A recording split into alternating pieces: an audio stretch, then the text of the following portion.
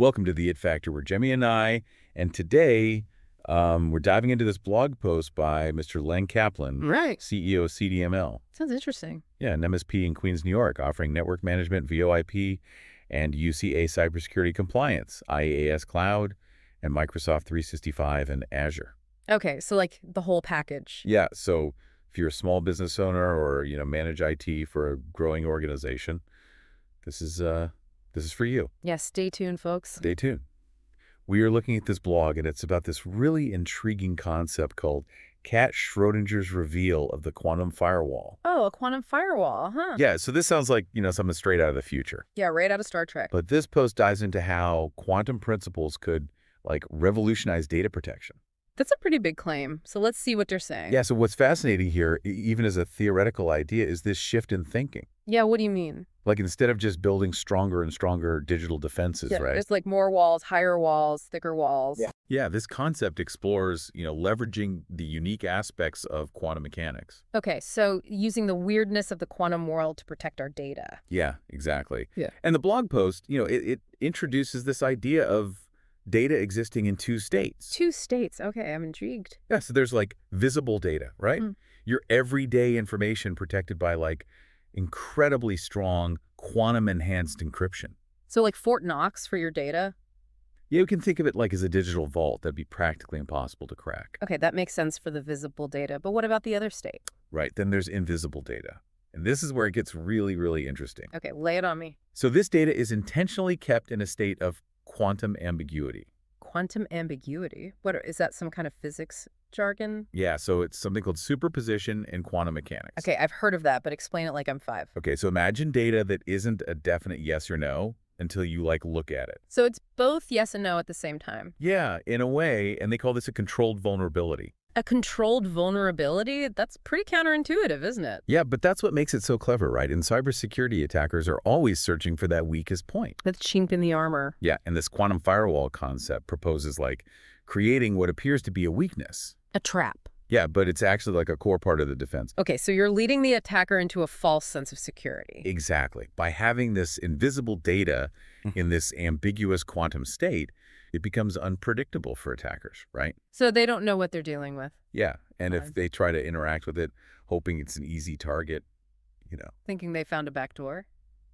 Yeah, they run into some unexpected consequences. Okay, so it's like a minefield for hackers. That's a good way to put it. And that leads to the quantum duality defense. Quantum duality defense. I like how these terms sound so sci-fi. Right. So by securing only some data visibly and leaving other data in this ambiguous state. You're making the attacker's job a nightmare. Yeah, they can't reliably determine what's a real vulnerability and what isn't. It's like trying to hack into a system that's constantly changing its own code. Yeah, it's like trying to navigate a maze where the walls keep shifting. I wouldn't want to be that hacker. No. And if an attacker does try to interfere with this invisible data, that's when the wave function collapse countermeasure activates. Wave function collapse countermeasure. Okay, that sounds serious. Very technical, but it's a direct consequence of the quantum state. So messing with the invisible data triggers a reaction. Yeah, any interaction with it causes its quantum state to collapse. So it becomes visible. Yeah, in practical terms, as they describe here, that data instantly becomes secured. It's like the data knows it's being attacked and protects itself. Yeah, and get this, it also immediately alerts your IT team. So it's a self-defending system that also calls for backup. Yeah, it's like the attempted attack triggers its own defense system and sounds the alarm. I'm starting to see the appeal of this quantum firewall. Yeah, it's a very different approach, right?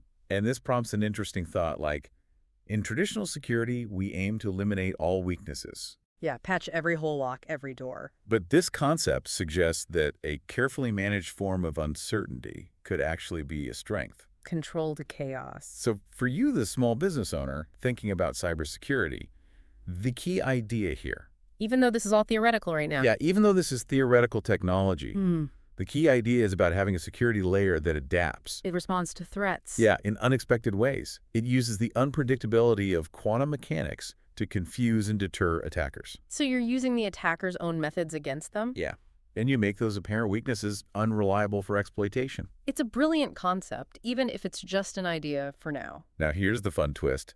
Remember Cat Schrödinger and this amazing quantum firewall? Yeah, the revolutionary technology. Well, the blog post concludes with a happy April Fool's Day reveal. Ah, Oh, so it was all a joke. So while the Quantum Firewall and Cat Schrödinger are fictional characters in this context, You got us good. yeah, CDML, as we mentioned, is a real IT service provider right there in Queens.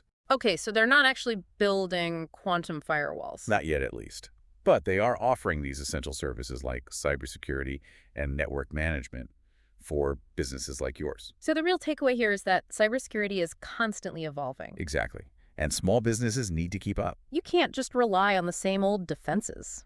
And while quantum firewalls might not be around the corner, this underlying principle of thinking innovatively about your security, Yeah, thinking outside the box. creating layers of defense that can adapt and surprise potential attackers. It's all about staying one step ahead of the bad guys. You don't need quantum physics to be creative and proactive about protecting your business. Exactly. Think about how you can introduce elements of smart response And maybe even a little unpredictability. into your current security strategies. Exactly. You want to keep those hackers guessing. So stay vigilant and stay creative. That's the it factor for today. See you next time.